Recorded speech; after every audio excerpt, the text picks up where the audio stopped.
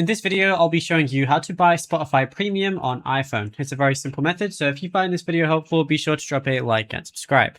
Anyways, getting into it, it's very simple to go ahead and do this, and you can do it on literally any iPhone you have. It doesn't really matter. So what you want to do is go ahead and open up your Spotify application. It's going to look like this. You might get any pop-ups. Now on the bottom, you're going to see a lot of options, but you're going to see premium as one of them.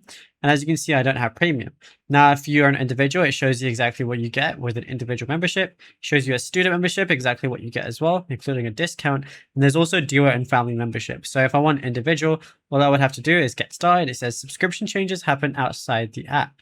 So what I want to do is press got it right here. Then I'm going to have to log into my Spotify through a browser. So once I'm here, all I got to go ahead and do is go ahead and click on the top right profile, press explore plans under your plan.